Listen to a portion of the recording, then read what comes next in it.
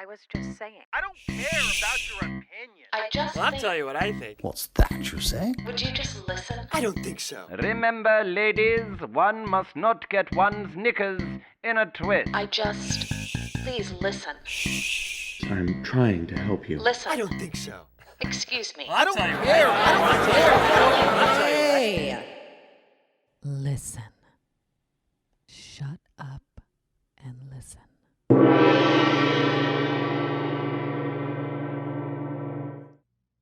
Check 1, 2, 3, 4, 5, 6.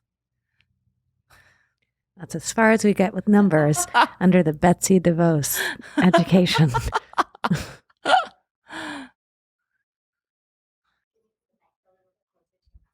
Yep. Very close. Is that better? Better?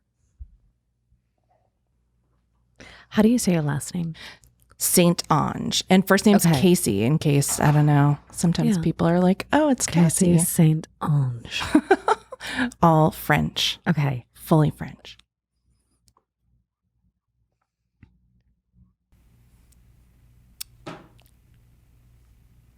All right. Thank you. I mean, hi. Hi. Hi. And hi, everybody viewing from YouTube or wherever you're viewing from. Welcome to another episode of Shut Up and Listen. And I am so excited that you're here. And the you, for those that don't have visual, I am sitting across from... See, and now you got in my head. I'm going to be like, oh, lovely Caissie. No, Caissie. What? Caissie St.Onge. There you go. Did I do it correctly? Yeah, that was Okay. more than perfect. So she is probably one of my favorite people in the world, and she just had Busy Philip show, which is sadly no more, which I want to get into. But you've been, now. I mean, but you. That's right. Yeah. I just read this morning that you guys are looking for a new home, which I'm so stoked about. Yeah. But you've been a showrunner and producer of what I like to consider like intellectual entertainment, late night. Nice. I never thought of it that way, but yeah, maybe. Yeah. I mean, that might also just sound rude. I don't mean it to. No, I think that's, I always think of it as exceedingly stupid, but super fun and necessary. So How so? Funny. Because why would you think that? Well, I think that, I come from, my first job was at The Late Show with David Letterman. Mm-hmm. And as we know, he's an incredibly self-effacing guy. And so he was so smart, but the comedy was so absurdly silly, yes. Which, I think that was the point, to have silliness. So that's always sort of just been my goal to like work in a place where there was a nice conversation happening 1 second and then something very, very silly and dumb happening the next second. I mean, stupid pet tricks. Right? The best, the best. Like it's funny. I was just, what was I watching yesterday? I was watching this obscure documentary about musicals that never made it. Oh. Because they're so bad. Yeah. And one of the producers from Letterman, he was like the go-to guy. Steve Young. I think that might... Was it Bathtubs Over Broadway? Yes. Yes. And they had a shot of him just walking backstage at the Letterman Theater. And I just remembered the 2 instances that I got to go there, and just remembering that green room and the yellow... cinder block. Yeah.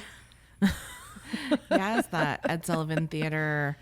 Lots of nooks and crannies there. Lots of rich Broadway history. But Steve is a friend of mine. He's so genius. I mean, I love a bad musical. I love any kind of musical. Last night, literally at a friend's house for Memorial Day, we were singing musicals for about like an hour and a half. Oh my gosh. I love that. There's like that little musical storyline in, well, it's really just one joke, but in Booksmart, Where have you seen it yet? Oh, it's We're so good. supposed to go tonight, but now I don't think we're going tonight. But for fuck's sakes, it's like I barely have time to take a shower, let alone go see a movie. Yeah, sure. I get that. I think everyone is feeling that.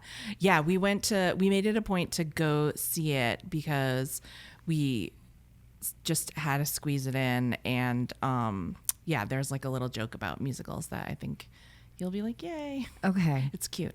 Okay. Yeah. There are so many movies that I know I need to see. In addition, so many TV shows that I know I need to watch. And it just feels like instead of it becoming a joy, it's now become... It can be a real chore, right? You feel like you need to accomplish getting through whatever television. And I think you and I both love entertainment so much, and we have a lot of friends who work in entertainment. So I'm sure you feel the way that I feel, that sometimes like even if I just tried to watch all the things that people that are friends of mine are involved with, it would kill me. Yes. That I know. But what I'm grateful for, though, is that those said friends, that their friendship isn't conditional based upon whether or not I watch their stuff. Never contingent upon. But I always want to. So I'm always like, feeling like, oh gosh, I have to binge this show, or I'm saving this all up to savor it. But it's a lot to keep, like living here in Los Angeles is a lot to keep track of, like that, being like, oh, okay, like this one's coming up, that one is not out yet. I can't even keep track of what's out yet versus what's not out because of how everybody watches everything now. Yeah, I know. I'm like, oh, that's on? Oh, yay. Oh no. And there's something that I miss about having to wait. Yeah. Which I find very ironic coming from me, who's probably one of the most impatient people in the world. But yeah, I mean, that's kind of, that's the way that we grew up, and it's a good exercise to be, it's a good exercise in patience to wait for a week to see the thing that you want to see. And also some things, like I think there's a little bit of like a learning curve happening, because I'm sure you've sat and watched a TV show, and sometimes they're just not meant to be watched in that way. Yeah. So you hit like this saturation point where you're like, and some shows you could sit down and watch 6 episodes, 12 episodes. But then my question would be this, right? What do you think that is, where some TV shows are binge worthy versus some it's better to have it be weekly and not have that experience? Well, I think I really get down for like a soapy serial, campy drama. I love that. But it's not that they're not binge worthy. I think they just trade so much in recapping the story and previewing something. And then so many times you sort of feel like, reality television is a lot, is similar in a lot of ways, just so much recap and so much foreshadowing that's about half of the show, really. So when you binge, when you watch a bunch of them at one time, then you're sort of like, oh, like this is the 1,000th time I'm seeing this recap or whatever. So those are the things that I think they're not really designed to be watched in batches that way. They're meant to be watched once a week. But then also I think that there's probably a lot of passive viewing going on with those things, particularly reality television. It's like laundry folding. Yes. Television. Yes. I think I've maybe watched a half an episode one time of The Real Housewives. There you go. Like that's it. That was it. That was all for you. I've never really understood reality TV. I've never felt like my life was so shitty that I wanted to watch someone else have a shittier quote unquote experience. Yeah. But I can understand that. But also within that too, I just don't get it. I don't understand it. I really don't. I prefer La Lucci. I prefer Susan Lucci, Erica Kane. Sure. Like her 17 marriages. A legit soap opera. Yes. Yeah. It's interesting. I have had an interesting experience where I love a competition show. So any kind of, I started off with, you remember, well, maybe you might be too young to remember like the summer of Survivor. Oh, dude, are you? Of course I do. Of course you do, because it affected your career probably. Yeah. Yeah, there you go. So the summer of Survivor. Yeah, exactly. So the summer of Survivor, well, that was like in response to like the writer's strike. guild strike. Yeah. Yeah. So, so that's when this sort of like reality competition television roared in.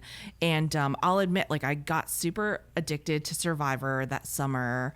I remember like my husband and I were on Cape Cod and we would like rush back to our rental house so we wouldn't miss an episode of Survivor. And I just had my older son was like a little guy.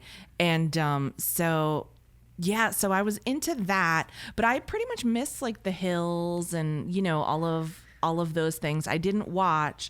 But then I worked for many years with Andy Cohen at Watch What Happens Live, and I came into that not being like a super Housewives watcher, and then I watched for the job, and then weirdly like got to know a lot of those women and like to know them as real people, and so that was like an interesting spot to be in. So how real then is it? Very. Okay, so because I think, I mean, the housewives in particular, I think are slightly atrocious, just based upon like the gifs I've seen of like Lisa Rinna like throwing like wine in someone else's face and like tables getting upended, which like I can understand in a very Norma Desmond-esque, Sure, like larger than life, broad, standing up for herself. But when that becomes the baseline, when the baseline is chaos, and there's no learning or evolution, and it doesn't seem to have an end, and it's just a quagmire of pretension and privilege and entitlement. All for what? Yeah, I mean, I guess it's interesting. It's interesting to me, like the whole phenomenon, how fascinated people are with so many friends, like people that I respect, professional actors and actresses, who are just like really, really smart people, they're so schooled and well versed in housewives. And I'm always very fascinated because I'm like, I wonder, do they ever feel the heat? Like this is kind of like affecting like my career as a dramatic performer, but I don't think anybody really feels that way. And for sure, like I said, this is like, they are really, I mean, I think some of them are very self-aware. They know that they're like a big personality and they're putting on a show. And I think there is, and that there is some self-awareness there. But then there are some of them that I think they're like, this is just me and this is who I am. And they're not really aware. I don't think they don't really put it together, like why they're so fascinating and interesting to people and hilarious to people, because I know people find them really hilarious too. But it is interesting. It's really like, it's a very heightened, like I kind of imagine, like sometimes I'm like, oh gosh, like I couldn't imagine myself in like a friendship situation where it would get heated like that. But then I know myself, and I'm not a Real Housewife. It's because I'd like tap out before that happened, but I guess that's what people find. So I could definitely picture a situation, like a family situation happening like that easily. And, I'd imagine, I don't know. I was going to say most families probably could imagine that, but I don't know. But I could definitely picture that happening with my family. Not my current family, like my past family of the past, my growing up family of origin. Yes. But it's really interesting. And then a lot of the women have done like kind of amazing things. Like it's interesting because you're like, wow, like it's kind of wild that they're just at each other and having these feuds and drama all the time. And like I said, some of it I think is just natural. And some of it, I think, is, probably them just being with each other and working so closely together. And so you're kind of like, you see them one way, and then you see that, well, a great example is Bethenny Frankel. She's a New York housewife. She became like this ultra super successful businesswoman. Yeah. And then also like during all of the tragedy in Puerto Rico, when nobody was doing anything, chartered a bunch of planes to bring supplies to people in Puerto Rico. Okay. Like, so that's awesome. Yeah. Which is so cool. But then like, will she be at a cocktail party fighting with one of her fellow housewives again when she returns from her next trip to Puerto Rico? Yeah, for sure. Okay. For sure. Okay. And not just, so like, give me a second. Yeah. Because I know that you grew up on the East Coast, right? In Massachusetts? Yes. And I know that you just moved to LA. Yeah, in July.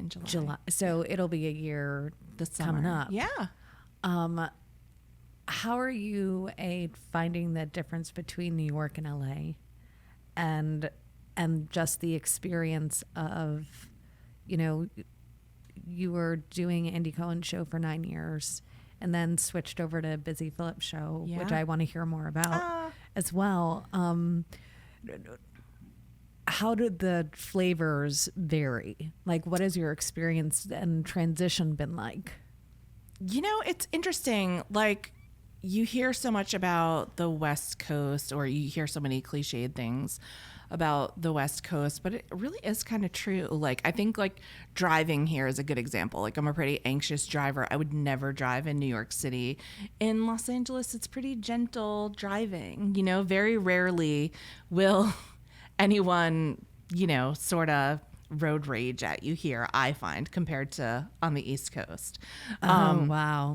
And when they do, it's always a white guy in a Prius with peaceful bumper stickers. Or like Bernie 2020.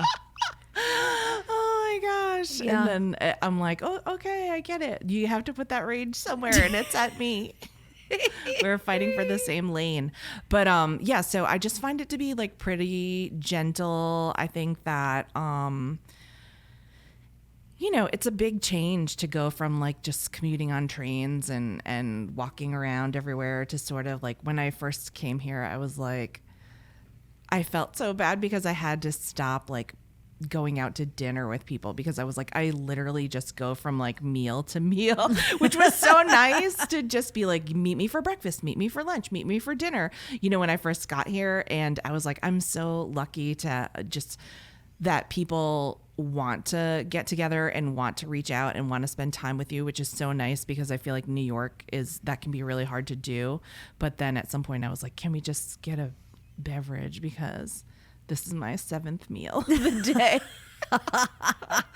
Which is very, again, so nice. That's pretty classy problems to have. Yeah. But so there's that. I think LA can be like really, it's so fun when you have a lot to do, but I hear from a lot of friends that it can be really isolating when you don't have a lot going on.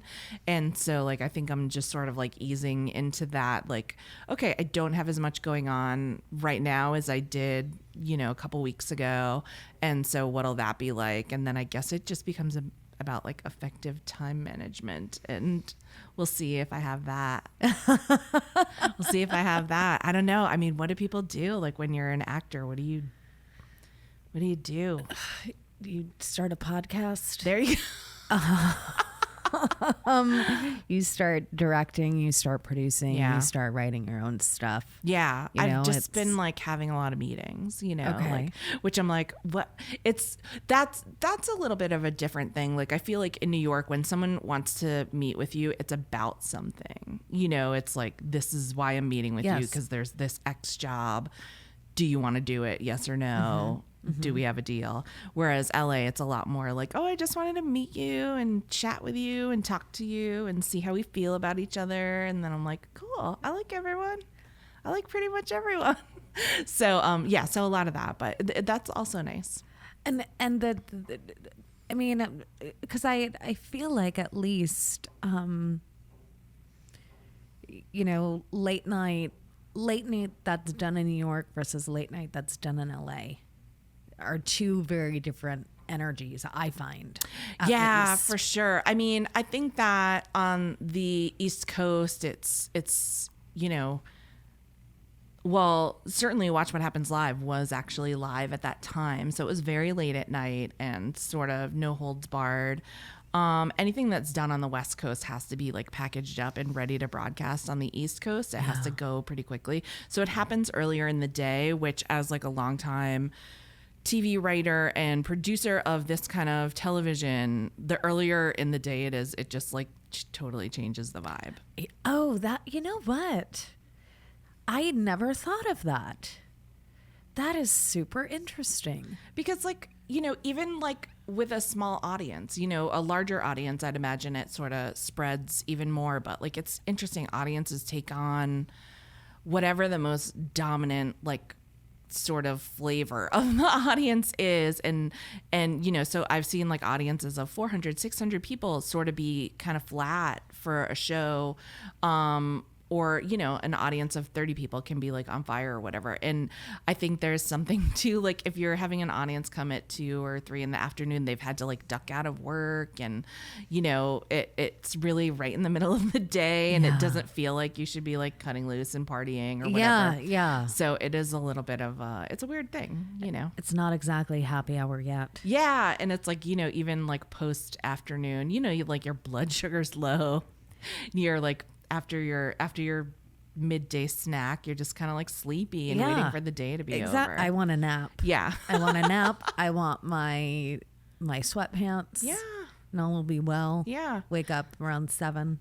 Yeah. So East Coast, I think, is like a little looser just because it's later in the day and everybody's like, well, this is like my last thing. Yes. Of the day. Those are some very good points. and has given me a lot that's fascinating to me. Yeah, it's interesting. And then there's all kinds of like just rules about like when shows have to be edited by and when they have to be delivered to the broadcast center by to get like quality control check, et cetera, et cetera. And so, and particularly with late night shows, I'm sure they like keep a close eye on them because, they're concerned that something will slip through quality control wise that they were hoping not to air. So speaking of quality control, so Busy Phillips just shared her very personal abortion story. Yes. On her show, which I thought was incredibly commendable and incredibly brave and also necessary. Yeah. And was there any pushback from E regarding that and what she was planning on doing? I don't, well, here's the thing. The show was pre-taped and, our executives watched every day, like via a link if they couldn't be there in person. Mm-hmm. And it really kind of was just a spontaneous thing. I know it had been something that had been on her mind and we'd talked about it a lot as it was coming up, in the news. And, it's just something that she'd talked about before and had written about. And so we just see these bills like being signed and the thing about the show Busy Tonight, and one thing that I loved about it, and I think that people really responded to is, it would always be, that show got a lot of press. In 6 months, it got a ton of press.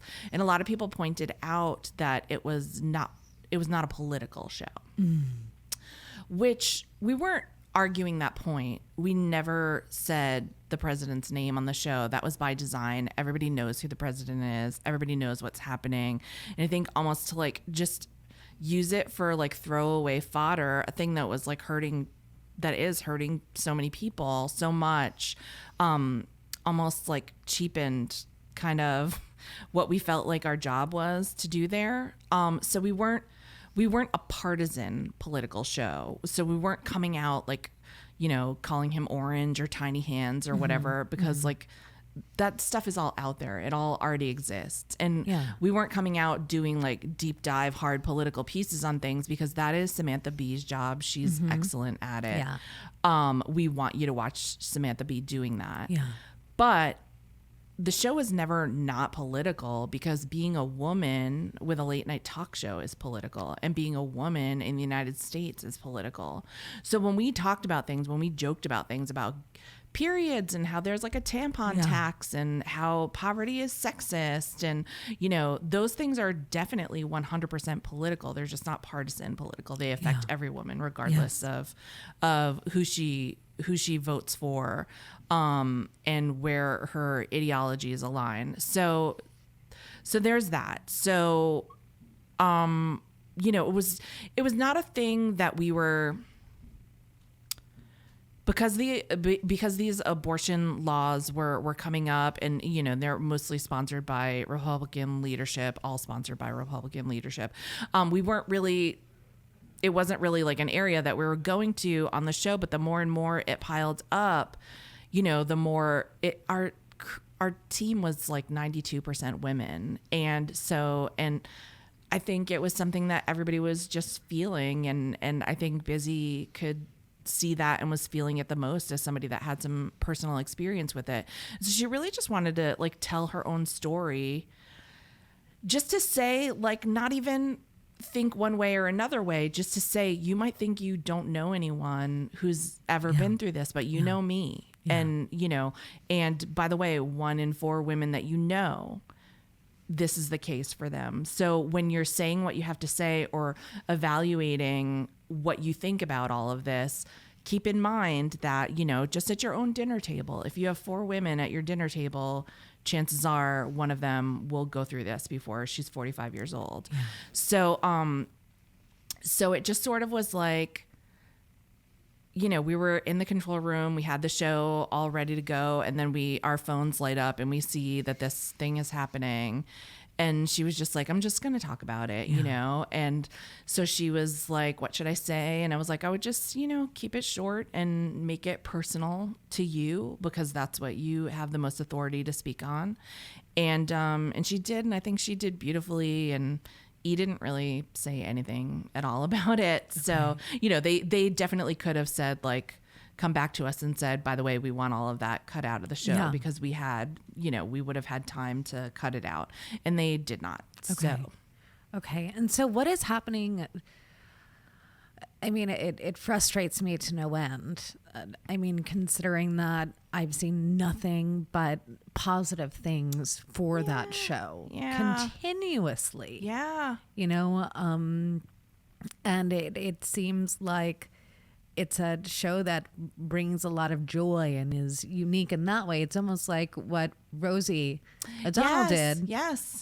Which I know that you worked on that show, which is how you and I, is that how you and I first met? You was were on so Rosie's little. show. Yeah, you were such a little kid. I was like 12. Yeah. Yeah. Such a little kid. And I remember that you were like hanging out backstage and you were going to be a guest on the show. And we were talking about nail polish and Entenmann's cookies. Yeah. Well, because I feel like I came on twice. Yeah. I came on for the pilot episode that didn't even air. Oh my gosh. Oh my gosh. And I ironically think that Susan Lucci was also on that show. Probably. Yeah. Oh my gosh. You have better memory than I do. And my dad had worked at Entenmann's Bakery. Yes. And I knew that Rosie was a fan of Entenmann's. Yes. And so I remember bringing her like this massive box. Oh my gosh. And then the next time I was 16 when I came on. For Rosie. Oh my gosh. Yeah, wow. For I think Now and Again. Okay. I think I was promoting Now and Again. Okay. Which only lasted a season. Yeah, and I had failed my driving test twice. And was talking with her about it. Or I failed it 3 times. I failed it an absurd amount of times, and I spoke about it on that show. And then I went to take my driver's test again, and they passed me just barely. And they said, please don't talk about us on Rosie O'Donnell anymore. I kid you not. That is hilarious. Well, I'm glad that she was able to help you get your driver's license. I am too. That's what she was all about, But so that's the kind of joy that I see coming from Busy Tonight. Yeah, for sure. And I think that was the intention that Rosie had. And I actually just sent her like a little message, you know, as all this was going on, and just saying like, you know, I'm so bummed out you never got to come on this show. We're going to try to do it somewhere else. And, you know, but just know that like how much of your influence on me really, like, not just the kind of show that I wanted to make, but also like the kind of life that I wanted to lead. Because in a lot of ways, like she, you know, in all the ways, you know, she really gave me my biggest break and really just made a big impression. Oh shoot, that's my... All good, no worries. We have someone ringing the doorbell. She just made a huge impression on me. About like the kind of things that I wanted to put into the world as like a creator. And, you know, and she did it on daytime television in a way that people hadn't really gotten to enjoy in a long time. And I think that she sort of like reinvented. I think ever. Yeah. Really maybe. ever. True. Because I think of the shows from like the Jack Parr show, you know, Yes, yeah. the Mike Douglas show. Yeah. I think about Which she loved Mike Douglas, but you know, she really like brought the wackiness, like the Lucille, like she brought Lucille Ball Yes. to like daytime talk. and a sense of genuine warmth and affection. Like I remember what were those things? koosh balls. Yes, Yes. the koosh balls that she would like shoot out at people. Yeah. And I remember the big carousel in the back. Yes. Because it was just so there was a lightness and a joy and a brightness that she Yes. brought Yes. naturally. Yes. I feel like Yes. she seemed to be genuinely happy to be there. Yeah, I think she really was. And it's interesting, you know, because again, like here's a woman, like talk about, you know, just what we're talking about like being political or not political. Here's a woman that I think people think is like very opinionated and very outspoken about things, but also like, okay, you know, like, okay. Yeah, when she had Tom Selleck on. Yeah, exactly. And so I think it would sort of shock people sometimes that she had opinions and strong opinions on things. But think about her life. Like she's a gay woman trying to, you know, adopt children and raise these children in like such an uncertain time, way before gay marriage was legal. Way before coming out, she wasn't out. Yeah. I mean, and that's like the thing, like she was living her life, and I don't think she ever was really in either. But she, you know, but it was like this agreement, I guess, you know, sort of with like a silent agreement. Don't ask, don't tell. Yeah, exactly. Yeah. And, you know, so she wasn't necessarily like coming out until she did. Yeah. Until she felt like she really like it would help more people for her to come out than it would hurt more people. And, but also like knowing the whole time, like, shoot, if someone wanted to like follow me around and figure out what I was doing and do like a big story on it, it could really like maybe blow this whole thing, you know? I'm sure, I don't know that would have happened, but I can only imagine that you would feel like that could happen during those times. You know, I remember times when like, you know, we would have, I won't name names, but we would have guests that we knew clearly were like homophobic guests, and to have to sit across from that person and be like, okay, tell me about your new movie. And we'll talk off air about this. Yeah. You know, so to be like, oh, here's your action figure. It's so cute. And then just be like, if it was me, I'd be like shitting bricks, you know? Yeah. I mean, I don't know what I would do. I mean, I probably wouldn't have a talk show. Yeah. You know, yeah, it's, I mean, it's a thing. I mean, especially then I feel like, I mean, always there's that, okay, we're going to give you one of your biggest stars to come on your show in Right. exchange for that, blah, blah, Right. blah, blah, blah, blah, blah, blah, blah. Right. You know, and you have advertisers that you Right. need to appeal to. You have like a quote unquote base. Yeah. Everybody has a base. Yeah. And a huge production company that's, Yeah. you know, and as you know, all of those things are like so interdependent on each other. And, you know, so sometimes it's funny because you think, oh, this person has a show, whatever, they're so powerful, but sometimes not as powerful as you think to like make choices or whatever. Yeah. And then also it was a different time too. So I'm sure maybe, I don't know. I always just admired her so much because I'm like, she was brave to just sit there and talk to people that like if they knew her whole story might not have been willing to sit down and talk to her. I don't know. But also like it's kind of cool, like the joke's on them. You know what I mean? Like you come and enjoy yourself with this person that like you claim to not have any respect for the way that they live their lives and the way that they were born. Yeah. And so, you know, it's kind of like points out the absurdity of that whole stance. I get it. I get that. But also sometimes you can't hold your tongue when Tom Selleck is there. And then, I mean, yeah, it's funny the things that we remember. yeah. Like, I mean, will you tell the story that you told me before we started recording this about our two? Will you? Because I feel like it just. How old must you have been? Like, I feel like you were a young adult woman. Okay, so we met each other 2 times at the Rosie O'Donnell show. Mm-hmm. Most memorable was when you were 12, probably 12 years old. Mm-hmm. And you were on Roseanne, and then also another time when you were 16.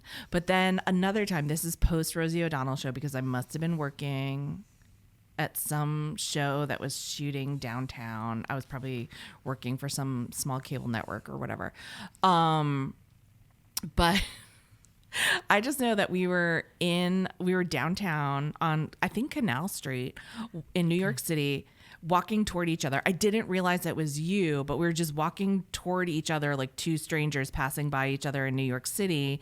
And then there was like a sound from above. And so we both stopped like, what's that sound? And then like right between us, this rat like skittered down an awning and fell onto the pavement between us and then like shook it off and ran away. And you were like, did you just see that? And I was like, that was messed up. And then we just like kept walking in opposite directions. But then I was like, oh, that was that girl Heather. I feel like such perfect symbolism just for living in New York. A runaway rat. I mean, not even a runaway, just like a suicidal rat. Clumsy rat. Like, you know, got saved by an awning. It was like, all right, I guess I'll try and find some pizza. Oh my gosh. That was Pizza Rat's grandfather. Yeah, you see all I sacrificed so you could go into the Subway and get some pizza. You see all I have to do. Oh my gosh.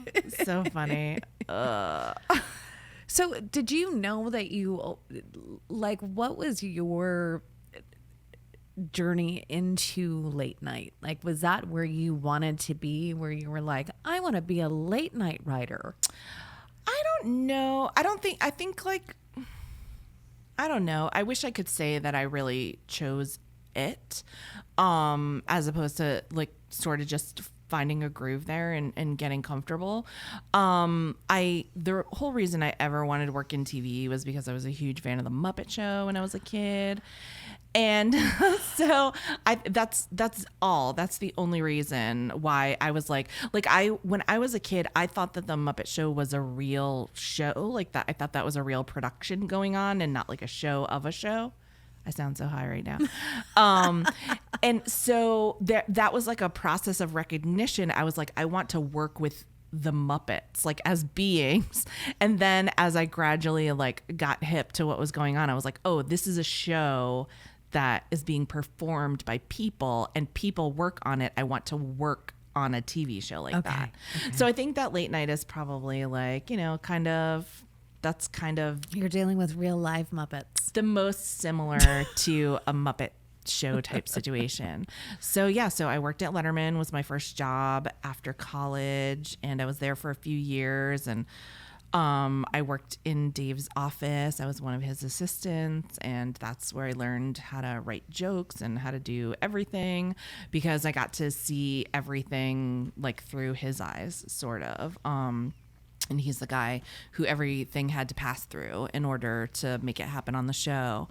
And then I left to work at the Rosie O'Donnell show when that started, which was not a late night show. It was a daytime show, but Yes. very much late night in format. Yeah. And I was there for 6 years as a writer.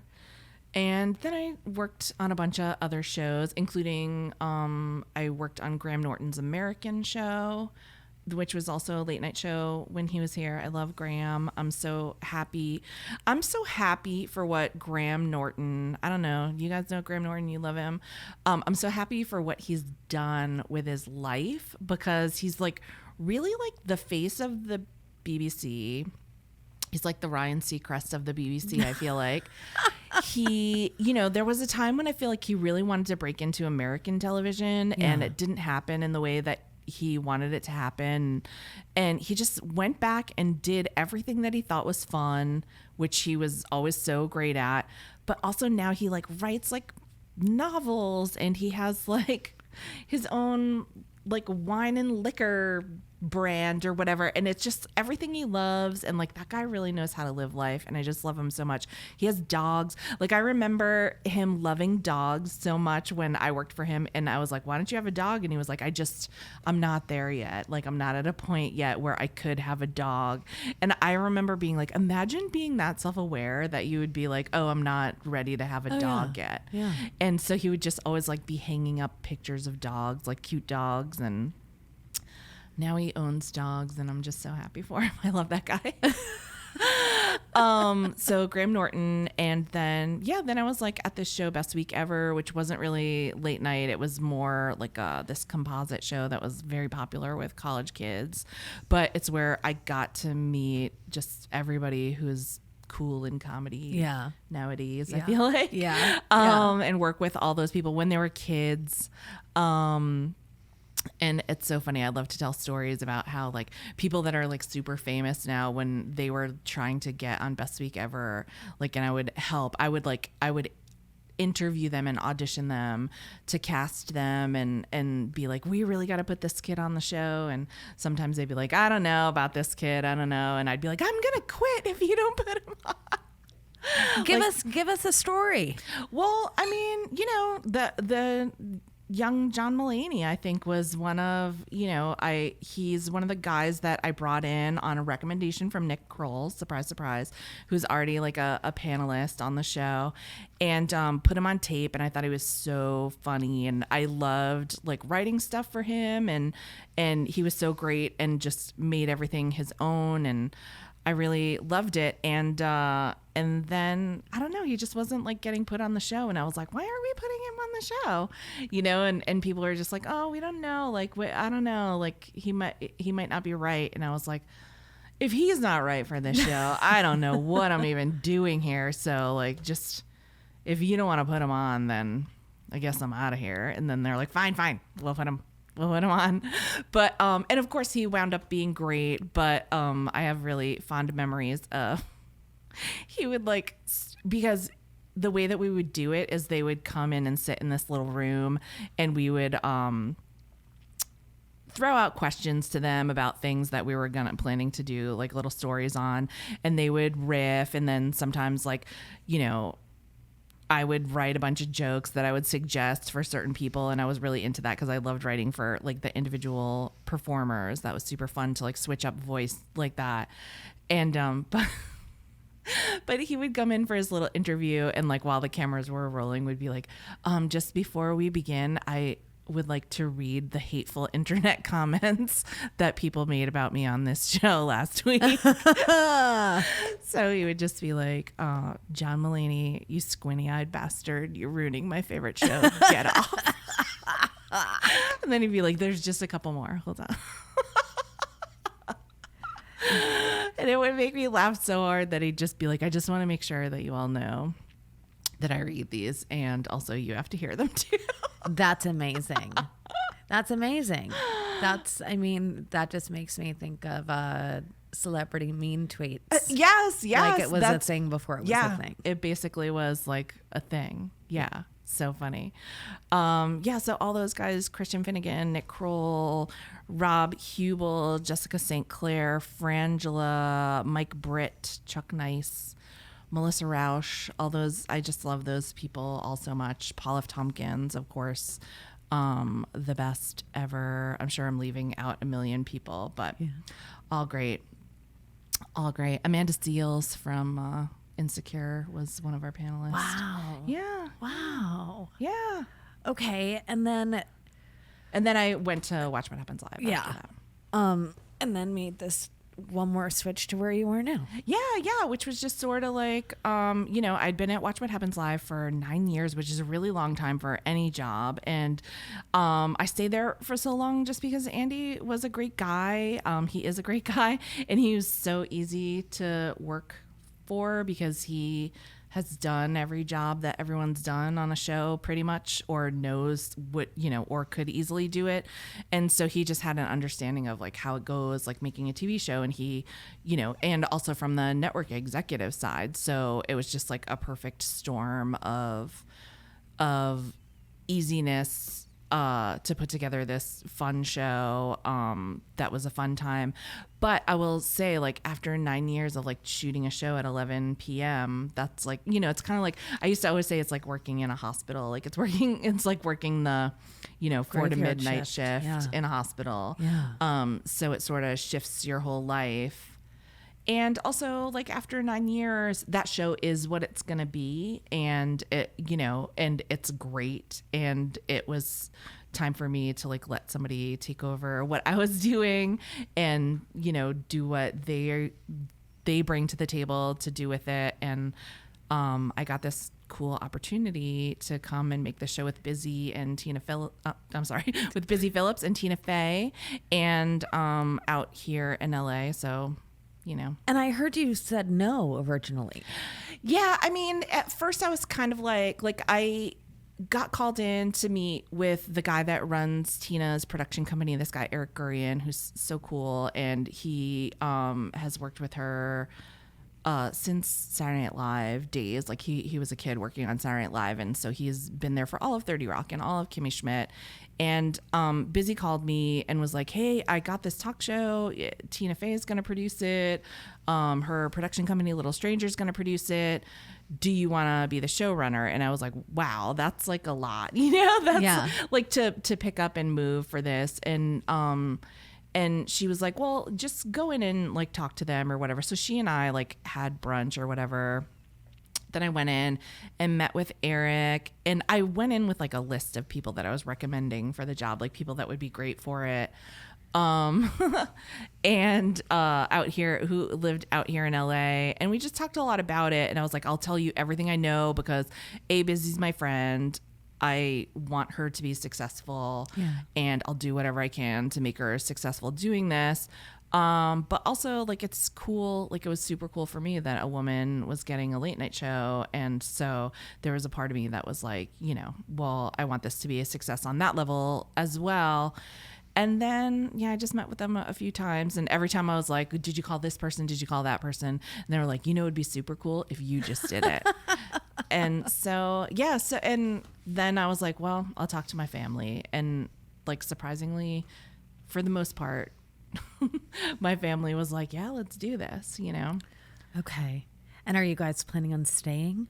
Yeah, my younger son is in high school still, so he still has a year left to go, and he'd like to graduate from high school in the high school he's in now. So I think that's a good sign that he's enjoying himself that much. And my husband really loves it here, so that's nice. And so we're gonna figure it out, stay out here. And obviously, like, I want to keep working with Busy and trying to figure out something with this show, because I think it is something that people really responded to, even though it didn't quite work out in that home. For whatever reason. I don't know. I think like television's changing so much, and it was it was interesting because like I got a call, you know, sort of in like the last weeks of the show, and it was my first boss, David Letterman's team, being like, Dave's coming out to town, like maybe he could do the show. And I was like, he's actually going to get here the week after our last show. Yeah. So sadly so everybody was like, what can he do? You know, whatever. And so, you know, we were like, he can send a little tape or whatever, like just a little tape, like whatever he wants to say. I had a feeling what he would want to say. But so he sent this tape just giving like Busy a pep talk and being like, you know, it didn't work out here. I'm so sorry I didn't get to come on the show here. Whenever you find your new home, I want to come on that show, and, you know, and you do a great job. And it was really nice because a lot of people had said over the course of the show that Busy show reminded them of Dave's morning show, like his prototype for, you know, so that was nice and like a little bit of a full circle moment. And then just the other day I was like having a meeting somewhere, and Dave is in town, as I had heard, and he like came into the place where I was having coffee. And so I was like, oh, hi. And so we just chatted for a minute, and he was like, what do you think? Like, what do you think of all this? And I was like, I think it's that, like, sometimes you just have to adjust not your expectations, because I don't expect anything, you know, and I don't feel entitled to anything. But I think that we were wanting something that might not exist anymore, you know, or Which is just this, like, you know, I don't know that there's ever going to be a Tonight Show with a woman host. I don't know if there's ever going to be a Late Show with a woman host.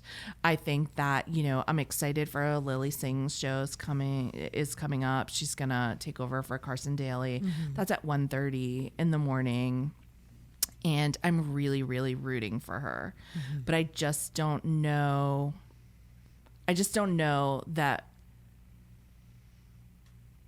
by the time women wield enough influence in this world to maybe step into one of those roles, as those roles are declining in popularity, I don't know that it'll exist to step into in the way that we hoped. You know what I mean? Does that make sense? No, that does make sense.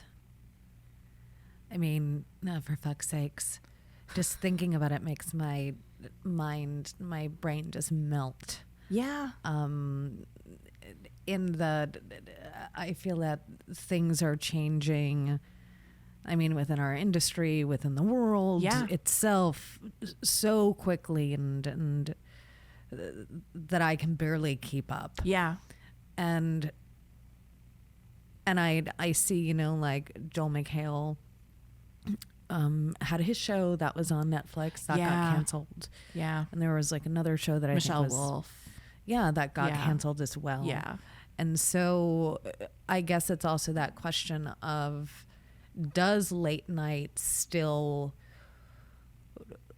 fit into that mold of, like, who are the individuals that are watching late night? Right. Why are they watching late night? Right. And what is it that is being satiated? Right. You know, and I really think, you know, at least for me, I mean, I don't even have cable anymore. There you go. You know, so, but in terms of, like, I will go to Samantha Bee for comfort. Yes. Yeah. Like, I will go to her for comfort because I trust her. Yes. I trust what she has to say. I think she's super funny. And you can feel her empathy. Yes. I definitely don't get that with Jimmy Fallon. Yeah. In any way, shape, or form. Yeah. You know, Samantha Bee, like, really is my go-to. And also, like, by extension, Busy, because she has, I feel like that, she has that same feeling, for lack of a better word. There's just a little, like, there's some more unicorns. There's like Yeah. there's a little more magic. Yeah. Whereas I think that Samantha Bee is she's funny and pointed and grounded. Yes. And Busy, I feel, brings more youthful, joyful optimism and glitter and fairy dust. Yeah, just a little like fun energy because she's having, she's not trying to make like an overarching point. Which we discussed earlier. It's not a political show. Right.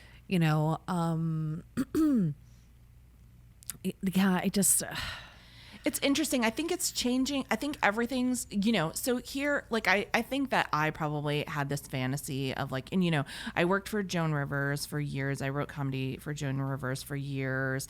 And so we had talked about this so much. And, she had her show on Fox and after being like Johnny's guest host forever, and not much has changed since she had that show, and so many women have gotten up to bat. Monique and Wanda Sykes, and gosh, who else? I don't know. I mean, Chelsea Handler. Yeah, Chelsea Handler, and and I would argue Chelsea was the most successful out of anyone doing this, and then she just had this show that didn't make it, on a streaming platform. So I think it's about like recalibrating what we're thinking of, because I just don't know like how much longer. I don't know if late night will be a thing long enough for a woman to ramp up to the amount of power. You think it's in decline? Late night in general? I think so. I think just because the audience is so fractured and because of how people watch television now, we were laughing because one of our writers at Busy brought up that someone was telling her like, oh, I'm such a big fan of the show, and she was like, oh, what's your favorite thing that you've seen on the show? And the person was like, oh, I've not I haven't watched it, I've just read everything about it. And we were like, oh, okay, well, thank you for reading everything about it. That's really cool. And there was a lot to read about it. I mean, it was really, really, really, if any members of the press are listening, it was really well supported by media writers, which was so cool and so great, and we're so grateful.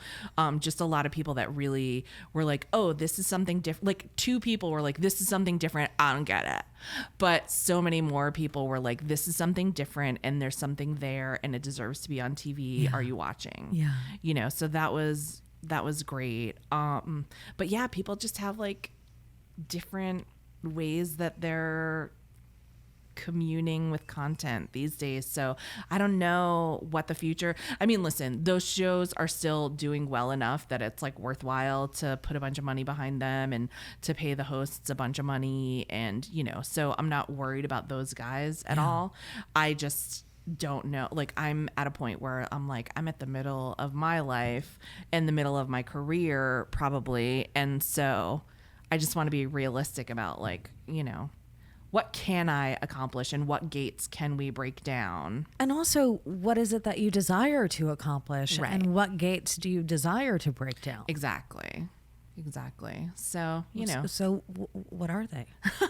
Well, I think for me, and I think, I can't speak for Busy, but I think we're really happy to make something that was joyful, that was putting like, it made me feel so happy every day to either read in the press or to read on social media, viewers commenting. And it was almost like they had read our original pitch document. Like it was that people really got it, that this is like a Pee-wee's Playhouse meets Mr. Rogers for grown-ups with margaritas, and you can talk about like a face mask in 1 second and then talk about how like sometimes, bad things happen, and and we need to take care of each other, and drink. just or not drink or whatever, and just be cozy and comforted and be told that someone loves you at the end of it. That was like, that's another thing. I was interviewed for some some larger piece that was talking about everybody's role in late night, and of course, like, you know, they only use a line or two here or there, but the writer was saying, like, Busy Tonight is pointedly not political. And so I said the same thing that I said, well, just being a woman trying to do a late night show is political, and just being a woman is political. But also I was like, I kind of think it's radical in a way, like her making the choice to look into the camera and say, good night, you guys, I love you, every night. That's radical vulnerability, that, like, to have somebody model that on television, and to hear so many people be like, I was with her 100 times when a stranger would come up and say, I cry every time you do that. And then I realize it's because you're the only person telling me that you love me. And people need that. Oh my God. You know? I know. And it's not even to say, like, you know, it's not even, I don't even think it's people that are, like, you know, relatively, like, leading relatively solitary existences. I think that sometimes you can be in, you know, you can have a really busy life with lots of people buzzing around in your life and still be lonely. Absolutely, of course. Yeah. So 100%. I think she was, like, seeing people, which also, you know, I think also, like, harkens back to my time with Rosie and with Dave. Like, I think that they were both really remarkable at being able to see people. And I think that Busy, over the course of 6 months, when I think when we started, she would have said, like, I don't know what I'm doing at all. And I'm like, it's a talk show. You know how to talk, obviously. Like, that's how we got here. Yeah. But she became, like, a really genius interviewer. Yeah. And, she would do this really clever thing where, you know, we could tape a little bit over. The show's only 22 minutes long. And so we would go a little long. And I would notice that, especially when guests were a little more reserved, which often they are because they're exhausted. And, you know how this is. They're just exhausted and they don't know what this is. And, you know, she would, like, offer a little bit of herself and say, oh, here's a thing that happened to me when I was 22 years old. Yeah. And then next thing you know, the guest is more open and sharing a story from that time in their life. And then we'd just, like, go back and cut out Busy's story, you know? So it would just be, like, this really open, you know, wide open, great interview with people saying fascinating things and having a good time and laughing. And so many guests really made it a point to say, like, this is the best talk show experience I've ever had. I had such a good time. It was so relaxing. Yeah. And then so many guests, you know, even if they didn't say that, it would be like the show would end at 3 and then it'd be 5 o'clock and they're still, like, sitting on that sofa talking. And, you know, then you're like, well, that's a sign of someone that had a good time, I think. You absolutely. know, that they're like, hey, can I get one more drink and then I'll get going? Yeah, absolutely. Yeah. So that was a really nice feeling, just to have everybody, like, feel that vibe, because that was really important to us when we put that team together, that it was just a really loving vibe. And, you know, it was the most loving crew. It's a lot harder to get such a heavily female crew. And so we worked with a lot of men down on the floor, besides the couple men that were on our creative staff. And those guys were great. These are, like, really, you know, long time showbiz guys. And you would think, like, oh, they're gonna be, like, so grizzled and crusty and, like, rolling their eyes at all this shit that we're talking about. And every day those guys were, like, the best laughers and would make it their business to come up and be like, you know, you did a great job. That I learned 5 things I never heard of before, and, like, I'm gonna talk to my daughter about this. And, you know, so just really, it was really lovely. And our director, Liz Plonka, is, like, a legend, and we were so lucky. And she put that crew together from scratch, and it was so great. So that was a nice feeling. That's what we wanted to do, and we accomplished that. Well, I really hope all arthritic fingers crossed that that Busy Tonight finds a new home. Yeah, I hope so. Like, something.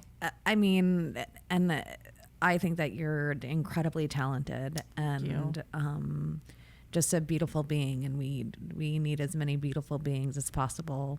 and in this industry and in the world. So Thank you so much. I feel the same about you. So I received that. I'm just so received proud that. of you. It's like you could be a real mess, Heather. You know, working since you were a little kid. I was like, who have you been talking to? No, but you know what I mean? You've been doing this since you were a real little I've been kid. doing this since A tender next little baby. year it'll be 30 years. Yeah. You know, For fuck's sakes. it's wild. Yeah. And that's a really long time. And I'm sure you've just met a lot of tough customers in your life. And, you know, and so it always makes me so proud when I see someone that has their head on their shoulders so properly. I received that. I work on my posture. I have a neck device. And you're that just such a good keeps it in line. person. You're just such a good person. You're like such a nice friend to anyone that needs a friend, and you've been a friend to me. So I received that and say thank you. I really do. Would you come back? of course, anytime. Yeah. Like, okay, that sounds good. I'm pausing because I'm like, is there something else that I'm like forgetting? I don't know. Is there? I mean, if there is, you'll come back and we'll discuss it next time. How does that sound? That sounds perfect. Okay. Well, thank you again so much. Thank you. Caissie St.Onge. That was perfect. Yeah? Yeah. Okay. Do you know Jessica Lanyadoo? I don't. So she's an astrologer, and she's like, it's like her and Shawnee Nichols, I feel Oh, like, are yes, the two yes. massive astrologers that are everywhere. And she was on an episode of mine, and the correct way to pronounce her last name is Lanyadoo. But because I'm so literal sometimes with when I see words, I was saying Jessica Lanyadoo. And I said it 3 times before she was like, it's Lanyadoo, but Lanyadoo is great. And I'm like, Xanadu. That's so funny. Busy would super identify with that because she would we would get into her head being like, it's Megan Mullally, Not Mullally. who's like a friend of hers. Yeah. By the way, and then she'd be like, it's Mullally. It's Mullady. And then she'd be like, I did it wrong. But if we had just left her alone every time, I'm sure she would have gotten it. But once someone starts telling you, I think it's this, I think it's that. I know. I think it's this. I know. But, you know, it's that old thing that you were like reading it. And so you were just sounding it out the way that you read it. Yeah. And, you know. Yeah. And it's those French names. They get, yeah. They do. They get me. All right, guys, thank you so much for tuning in and stuff. And until next week, be well. As I eat this mic, hit it in my face. That's why I'm a lesbian. I can't, but be well. Bye. So fun. Oh my God, hilarious. Oh, thank you so much. How's your married life? I mean, I'm still married.